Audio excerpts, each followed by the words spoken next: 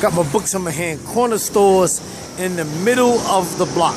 And my book is subtitled Corner Stores in the Middle of the Block, That Urban Look.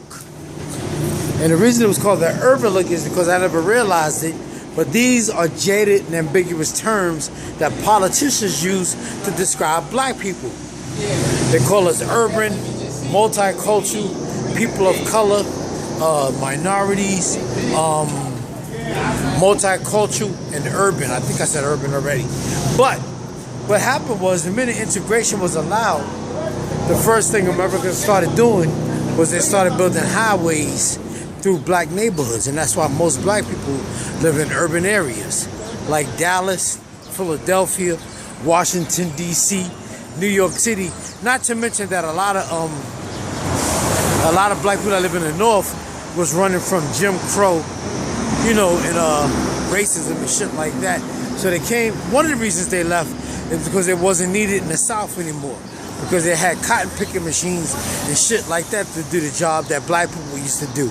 Then they came to the North, to work in factories and car manufacturers. But then those jobs were shipped to China, and black people became irrelevant again. That's what's going on right now. And that's why we have a lot of these police killings on black people, because black people are not necessarily needed.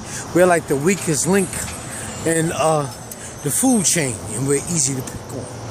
And it's wealth that determines your existence in America, whether you like it or not. It is wealth, and black people together don't have any wealth. We have a few celebrities and shit like that, but they're taught by their employers that they're not supposed to go back to where they come from and be conducive and productive in the neighborhood that they come from. So that's why most athletes that make a lot of money don't go back to where they come from to help the people in the community, or to help them make their community be prosperous. And that's why they don't do it. But back to what I was saying is, like, the reason most black people live in big cities and urban areas is because once integration was allowed, the first thing America started doing was start building highways through black neighborhoods. And that's why a lot of black people live by highways and highway overpasses, like in LA, DC, Philadelphia, New York City, and places like that. So now you know. Alright, y'all, I'm out. Check out my book on Amazon. It's called Corner Stores in the Middle of the Block. It's poetry. Real simple. Peace.